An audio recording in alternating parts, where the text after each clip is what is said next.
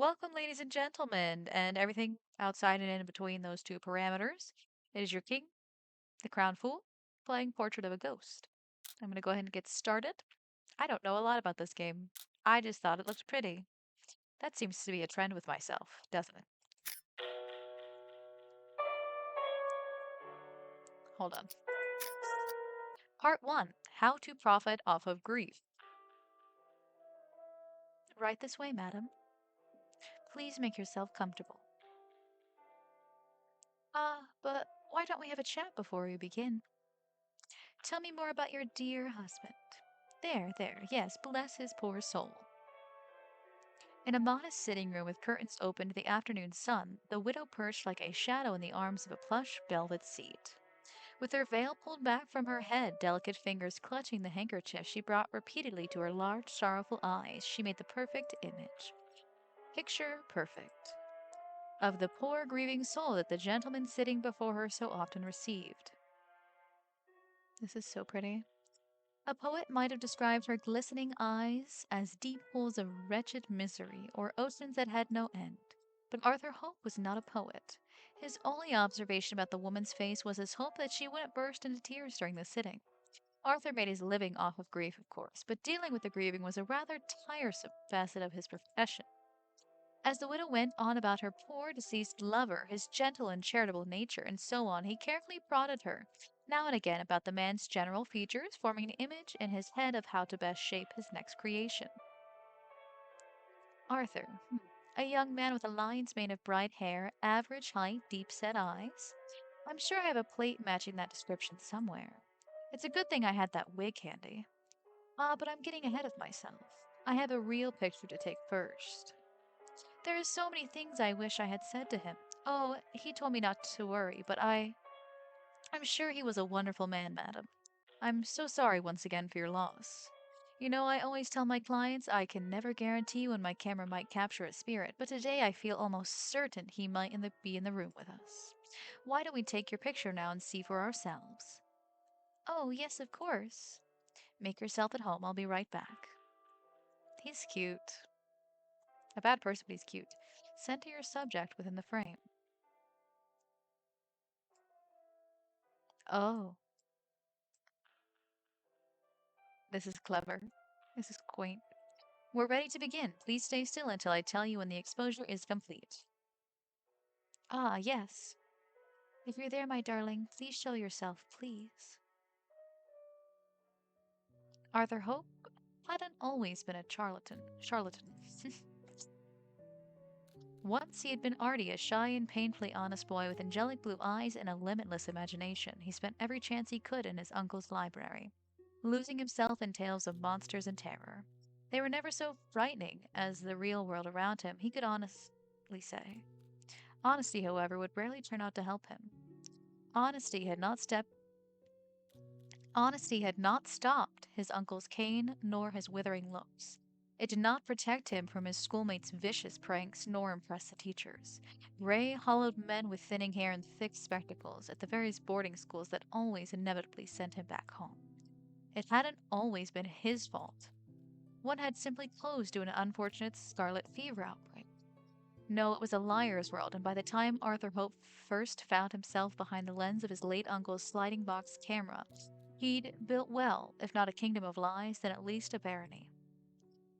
At just shy of 30, his schemes had brought him an unsteady income and the regard of a handful of influential friends, few of whom knew his background or how much he truly borrowed from them.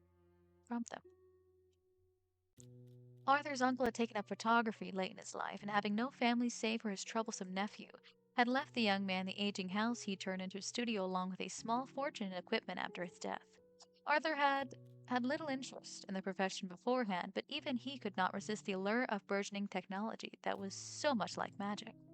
Capturing light through a mechanical eye, preserving an image of the world a single moment in time, it was something just like the tales of mystery he grew up on. The ability to capture his own likeness was, of course, its own draw. He had a fair face, he was not shy to admit it, and would like a reminder of it should he ever have the misfortune of living a long life. Carefully he slid the plate holder out from the camera's wooden frame. A pile of discarded glass plates and blurry aluminum prints sat on a table beside him, the fruits of his earlier attempts. I have a good feeling about this one. Let's get you to the dark room, shall we?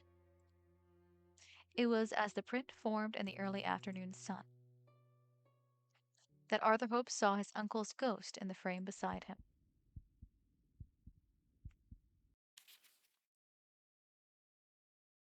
Spirit caught on camera, spirit photography, ghost photographers. Oh, photographer captures ghostly images. Ghost photographer shocks world, the man behind the camera. Are spirits all around us? Ghost photographer Arthur H. Hope claims to have the answer.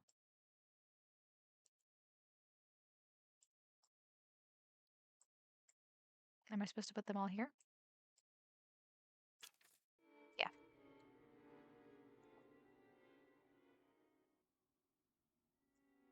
It was only after a sleepless night of waiting for a spirit to accost him, then fiercely rifling through his uncle's equipment, that he realized he'd made a simple and perfectly ordinary mistake.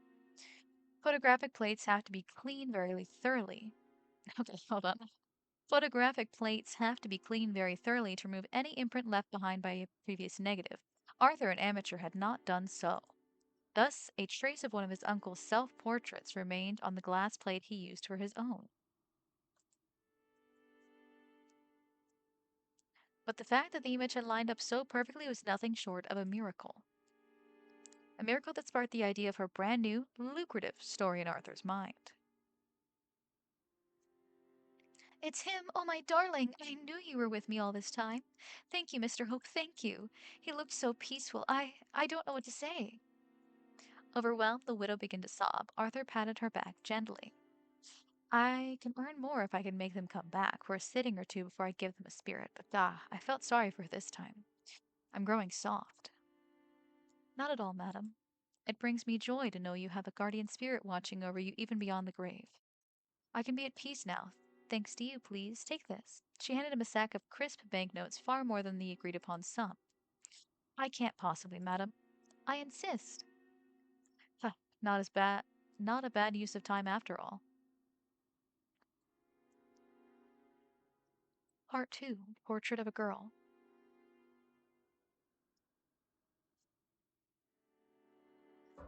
Late in the evening, a knock came at Arthur's door. The widow had been the widow had been his last appointment of the day, but it was all too common for unwanted visitors to arrive long after closing. Sometimes it was the press, sometimes an angry skeptic, sometimes a wretched, grieving soul who would beg for his charity. Arthur headed for the door. Arthur crept down the staircase to the entry of the old house and quietly approached the door. He carefully looked through the spy hole. Stood there in the rain was a girl. She didn't seem to have an umbrella or raincoat. It was a miracle she wasn't drenched thoroughly. Perhaps she'd arrived by carriage? But Arthur hadn't heard one approaching and none were stopped in the street. Tap, tap, tap. Once more she rapped on his door. Arthur wondered how long she'd been standing there. He decided to. Well, you never earn nothing by being a coward.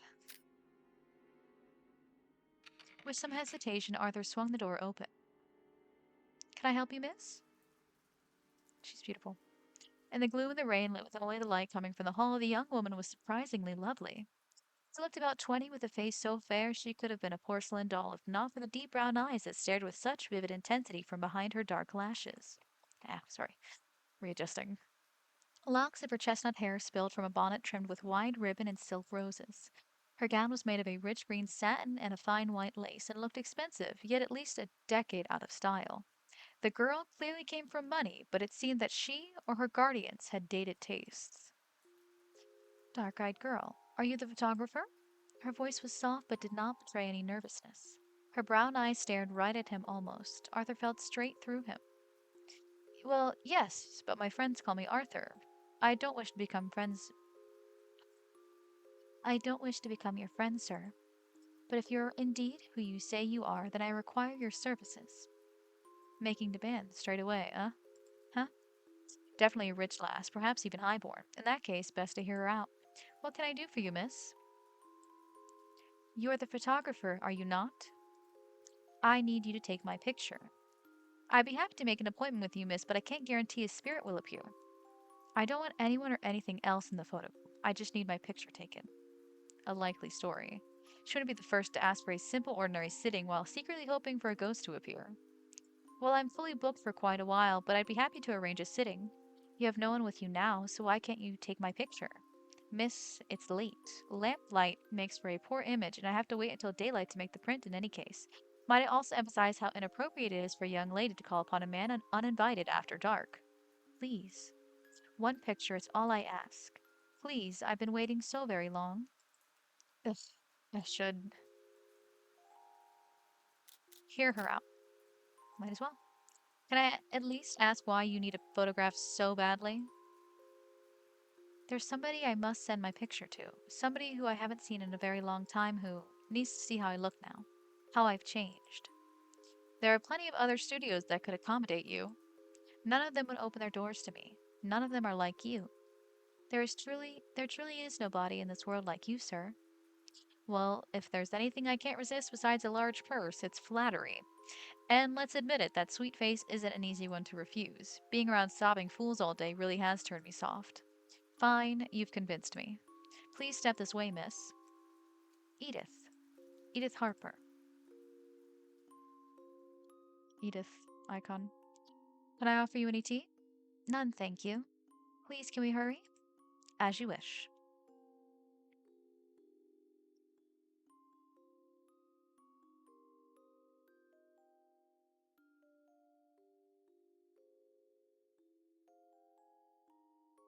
I am centering her. Are we doing rule of thirds? Okay. We'll need more candles. I can't get an image like this. Technology is awfully inconvenient.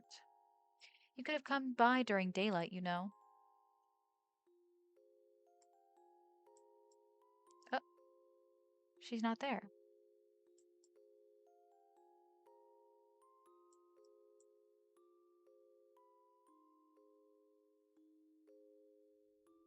Wait, where did she go? Are you ready yet? Irving? Or, yeah, we can begin now. Ugh, what's come over me? First, I let some arrogant, ill-mannered girl walk over me like a carpet, and now I'm seeing things? 59. 60. Done. You can move now, miss. Is that all? Good. I'll go prepare the plate now. But, again, you'll have to come back tomorrow for the print, Miss Harper. I open at... I'll visit you at the same time tomorrow evening. Good night, sir. Wait. Girly Pop! No, he didn't. He let her go. Never mind. I'll see you tomorrow, then. Disregarding his protest, she slipped from the room through the entryway and out the front door into the rainy night. She didn't even ask to borrow an umbrella. Damn it, I forgot to discuss payment, too. Well, hopefully she brings enough with her tomorrow. Now I have to get this plate ready before it dries, but after that, perhaps I'll retire early. It certainly has been an interesting night. That night, Arthur Hope had strange dreams. Part 3. Phantoms. A chill wind rocked the house, rapping against the walls. Fingers crept around the edges of Arthur's visions, flickering like flames, hovering like moths. A weight covered his entire body. He could not shift or twist his limbs. The blankets engulfing him felt like earth packed with stones, heavy, cold, damp.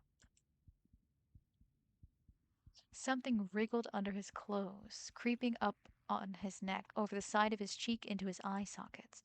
Another crawled into his open mouth, slithered down his windpipe. He tried to scream, but not a sound came.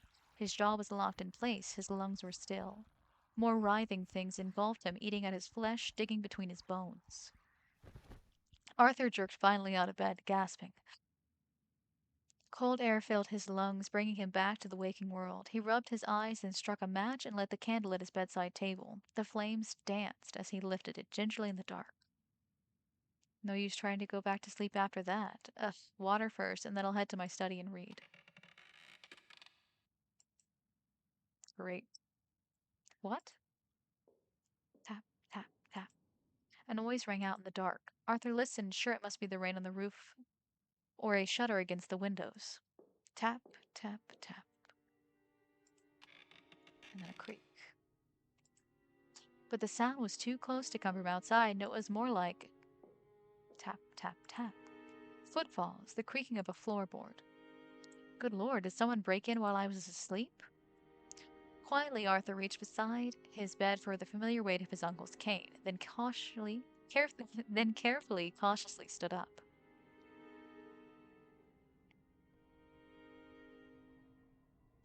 Oh, horrific. Oh, this is not. It's cleverly horrible. Cleverly horrifying. Get a hold of yourself, Art. A burglar is nothing. You've dealt with worse.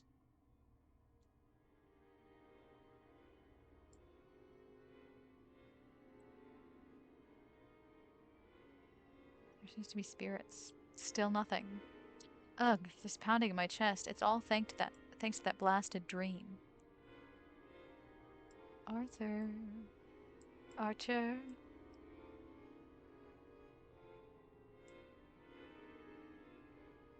Hello? I know you're there. Come out. Nothing. Did I imagine it? I'm sure I heard a sound. Thunk, thunk, thunk. The sound came again, but thicker, heavier, clunking along the wooden floorboards.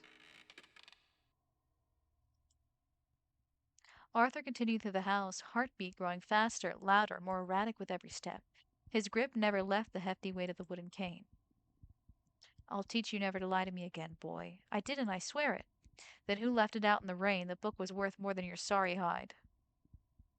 But the cane seemed to grow heavier in his hand, then warmer, then wire hot like a flame. Arthur jerked and dropped it from his hand. It landed on the floorboards with a thud. He brought his searing hand to the candlelight. It was burned straight through the bone, leaving ruined melted flesh on his blackened skeleton. Fire engulfed his body. His skin melted from his flesh, crisping and charring. He let go of the candle, screaming. The tiny flame licked the wood and set it alight. Everything turned to smoke and fire and dust. Arthur tried to run, to scream again, but black smoke filled his lungs. His body felt like it was buried in earth. Hot, burning earth.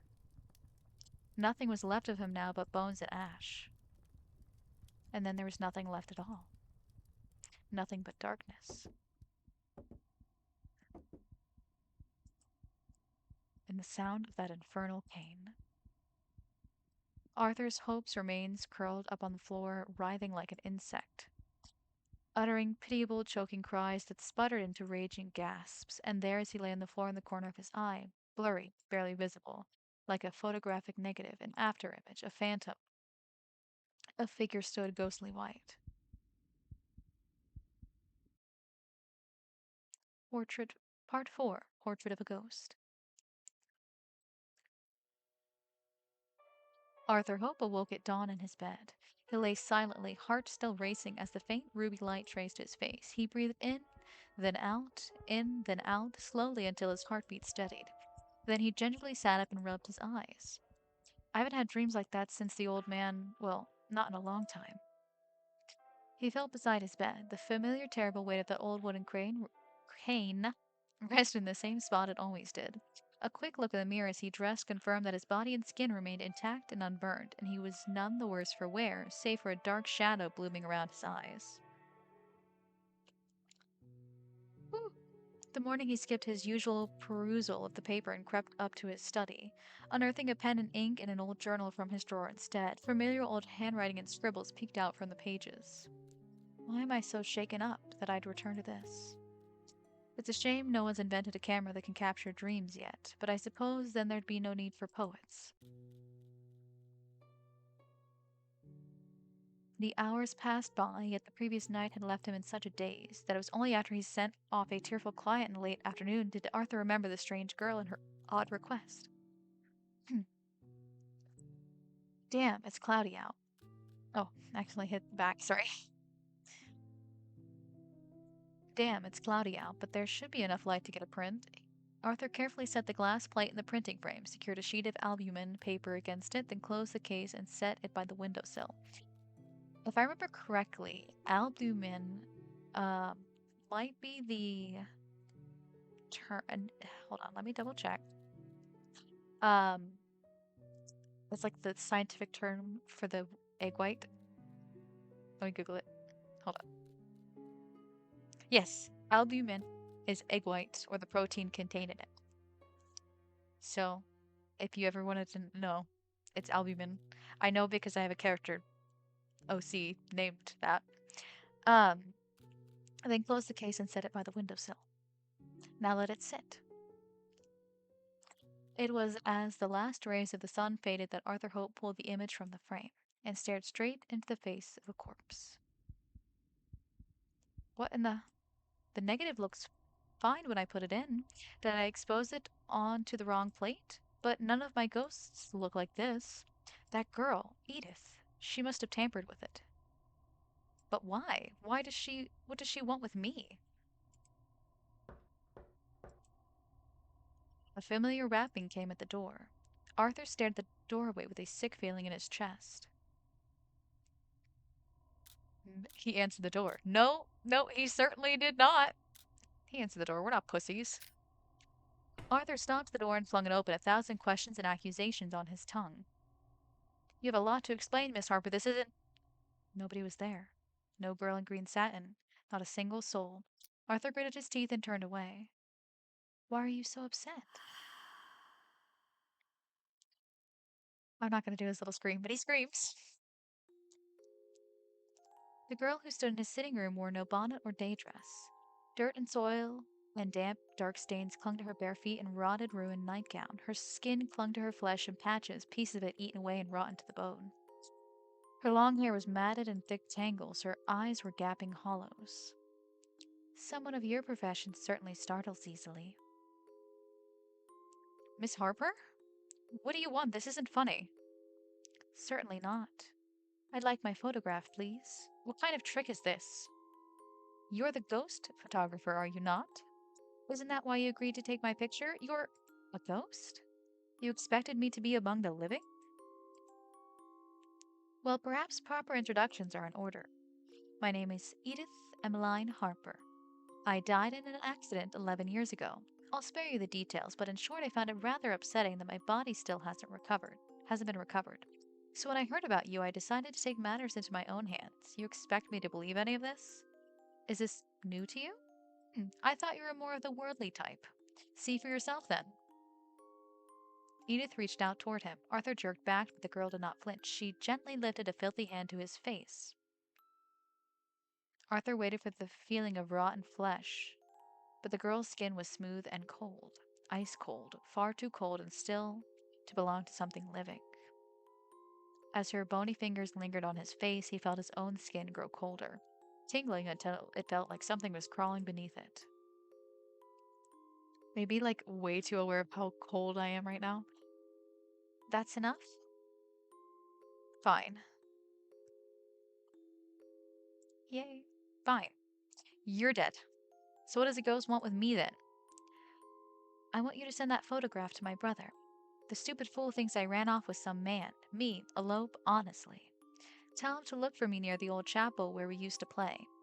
Why don't you tell him yourself? Why haunt me? Very few people can see or hear ghosts, Mr. Hope, and of them, well, let's just say that few murderers ended up as professional photographers. What did you say? Oh shit, Arthur's a murderer. There was only one thing in common between the people who could see or hear me, Mr. Hope. They all killed before. Part 5.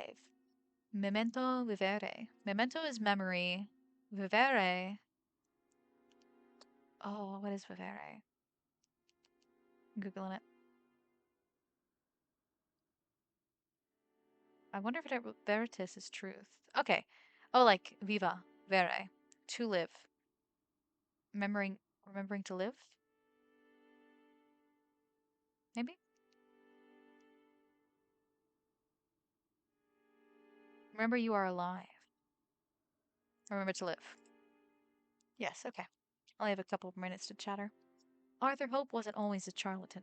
Charlatan. I can't get that word right today. Once he'd been a penniless young man struggling to make an honest living, and often had to supplement his income through other means.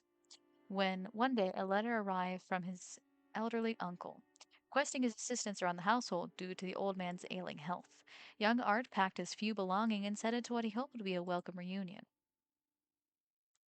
That hope would quickly be dashed. I hope we killed our uncle. I hope Arthur killed his uncle. Arthur, I never killed anyone. I didn't. I didn't kill him. I didn't mean to. He had half a foot in the grave already, so I didn't. Arthur, I just wanted to scare him. He deserved that much. He treated me like dirt my entire life. And then when he called me to his sickbed, I thought maybe he'd apologize to me just once. But no. The old man wanted to cut me out of his will. Me, his only flesh and blood, just to spite me. He knew that I had nothing. He knew that the money was the difference between life and death, but all he wanted was to spit in my face at the end of. What else could I have done? Stop feeling sorry for yourself. Look at you. You're alive, aren't you? So long as you're alive, you can change. You can claw yourself out from whatever hell you've built. It's only us ghosts who have to be stuck in the past. Damn. Yet you've been haunted all this time, haven't you? It's done. I signed it in your name, so he'll be sure to open it. Thank you. Arthur Hope carefully placed the sealed envelope into his coat pocket and dusted himself off. His possessions, most of the things that had belonged to his uncle, rather, had all been sold or given away. Pale daylight filtered through the curtains onto an almost empty room. The house felt like a ghost of itself. Arthur picked up his worn leather suitcase, packed with the few belongings he'd first arrived with long ago, and checked that the envelope was still in his pocket. Then he walked down the empty hall. He stopped when he saw the familiar shape of the wooden cane resting against the wall. He briefly picked it up, feeling its weight ran his fingers along its aged surface, then sighed and set it down again. He walked out the front door without looking back, a figure only he could see trailing behind him. What will you do? Start over. Or try to. I need time to sort out all my messes. Oh, whoopsie. I actually clicked back. Time away from here. It's not like I have anything tying me to this place. I do wonder, though, if ghosts exist, why didn't the old man ever haunt me? Perhaps he had no reason to stay. Ghosts aren't eternal, they fade away just like people do. Like I will too, is what it sounds like she wants to say.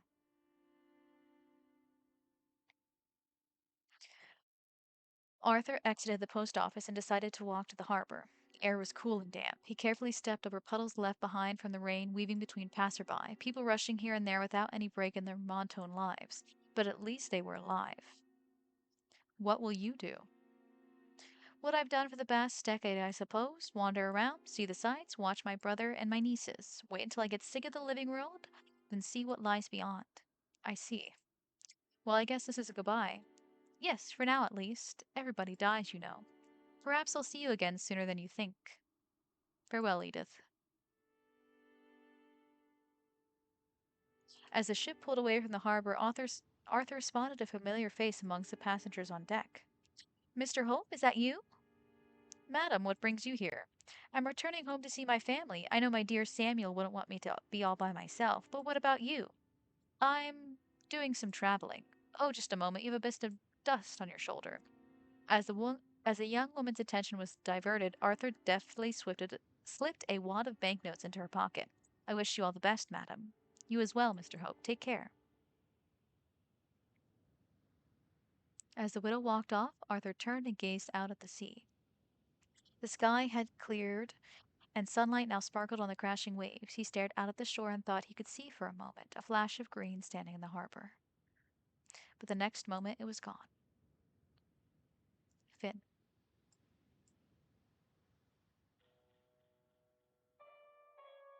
Arthur H. Hope would be arrested and convicted of fraud charges within the next 5 years.